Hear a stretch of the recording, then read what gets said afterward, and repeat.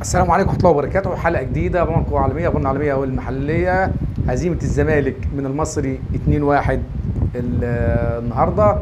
الهزيمة الثالثة تواليا لنادي الزمالك من المصري. هزموا في الدور الثاني السنة اللي عدت، وهزموا في الدور الأول 1-0، وهزموا النهاردة 2-1. يعني في آخر تاني سنة المصري تخصص فوز على الزمالك. الزمالك النهارده كان سيء، حتى التشكيله النهارده برضه يعني كانت سيئه جدا.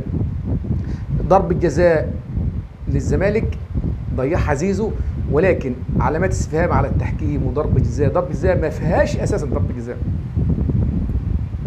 الحكم خلاص حسبها ركنيه، ضربه ركنيه. الفار رجع محمود البنا، قال له في ضربه جزاء او في شك في حاجه.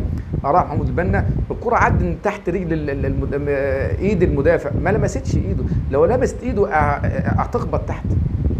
عدت ما لمستش حتى ايده خالص، وراح حسبها ضربه جزاء. ويشاء ربك، شاء السميع العليم، ان ضربه جزاء تضيع. جت على خط المرمى، نصها على خط المرمى نصها جوه، خلاص بره. الفار حسبها بره. حصل كلام وشد ونوش، والفار يضيع وقت.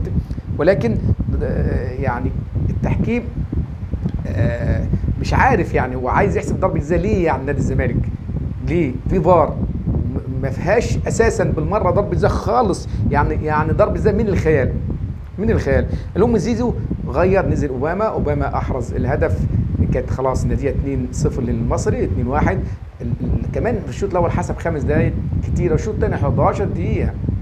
11 دقيقة، مع ان اساسا الفار بيقف لصالح الفريق الثاني. يعني انا الفار لو حسبته كله، الفار والتغييرات اخرهم 6 دقائق، لكن يحسب حسن. لكن الزمالك خسر 3 نقاط في مشواره في الدوري. المصري اصبح الثاني بعد بيراميدز. بكره ان شاء الله وغدا باذن الله الاهلي هيلاعب الاتحاد.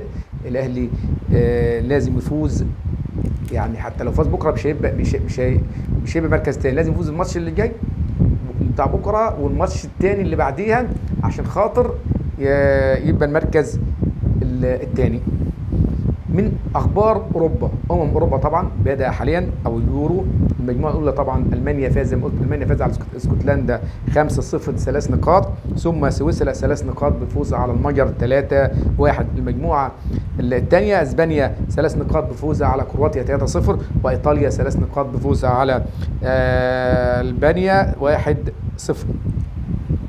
انجلترا في المجموعه الثالثه 3 نقاط بفوزها على صربيا 1-0، وتعادل سلوفينيا والدنمارك 1-1. المجموعه الرابعه هولندا 3 نقاط بفوز على هولندا 2-1، وفرنسا 3 نقاط بفوز على النمسا 1-0. رومانيا المجموعه الخامسه، رومانيا 3 نقاط بفوز على اوكرانيا 3-0، وسلوفينيا 3 نقاط بفوزها على بلجيكا 1-0. غدا تركيا وجورجيا الساعة 7، والبرتغال والتشيك الساعة 10. لمن يتابع أوروبا طبعا اليورو واللعيبة الأوروبية، المباريات الساعة 4 والساعة 7 والساعة 10. بكرة مباراتين، ليه؟ لأن يوم الجمعة كانت مباراة واحدة، عشان ينهي الدور الأول من المباريات. يوم الاربعاء يبدا الدور الثاني 3 مباريات.